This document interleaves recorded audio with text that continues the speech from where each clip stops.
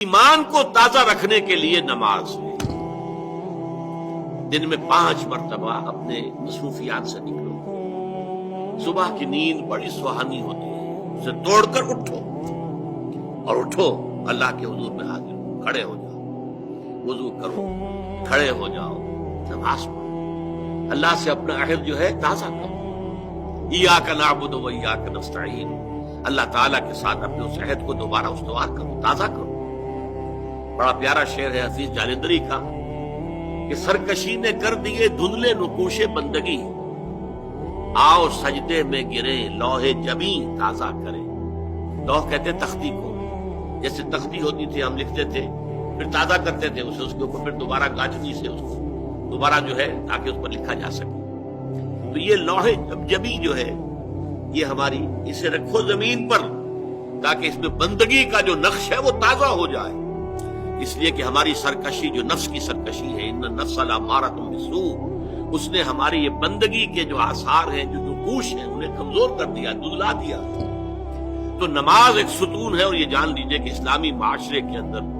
اس کی تنظیم، اس کی آرگنائزیشن کے لیے یہ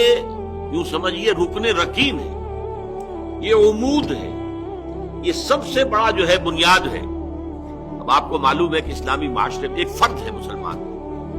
اس کی زندگی بھی اگر وہ نمازی ہے اور نماز کا حق ادا کرتا ہے، اس کی زندگی گویا کہ نماز کے گرد گھومتی ہے، اس کا سارا نظام الاوقات جو ہے نماز کے حوالے سے طے ہوگا۔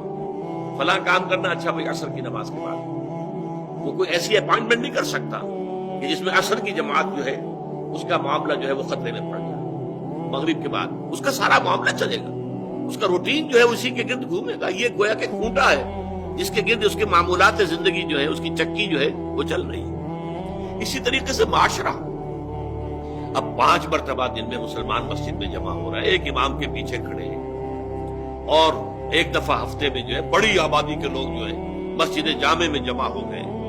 یہ اسلامی معاشرے کی ایک تنظیم ہے۔ سال میں 2 مرتبہ جو ہے آبادی سے باہر کسی بڑے کھلے میدان میں لوگ چلے گئے ہیں عیدین کے لیے، اور سال میں 1 مرتبہ جو ہے پوری دنیا سے کشاں کہاں کہاں سے گورے بھی اور کالے بھی اور پیلے بھی مسلمان کہاں سے چلے آ رہے ہیں، ہر مسلک، ہر فقہ کے ماننے والے۔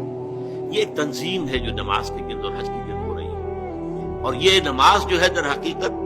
بندے کا تعلق اللہ کے ساتھ استوار کرنے کا سب سے بڑا ذریعہ ہے، اس لیے کہ ہمارے معمولات جو ہیں وہ ہمیں اللہ سے غافل کر دیتے ہیں، ہم گم ہو کر رہ جاتے ہیں۔ بڑا پیارا شعر ہے اقبال کا،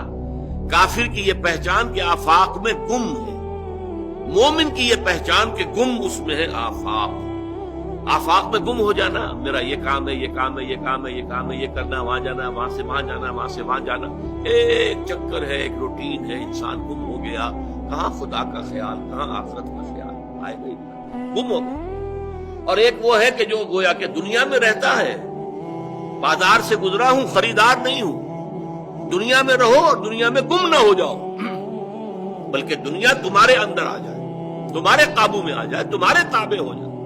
تمہارے سارے معمولات تمہارے اپنے فیصلے کے، تمہاری خودی کے تابع ہو جائے۔ یہ کیفیت ہے در حقیقت کی جو مطلوب ہے۔ اسی لیے فرمایا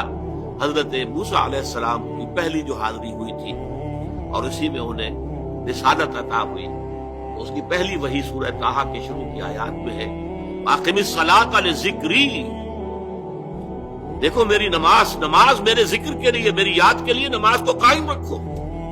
الصلاۃ عماد الدین، حضور فرما رہے ہیں یہ دین کا ستون ہے، اس دین کی عمارت اس پر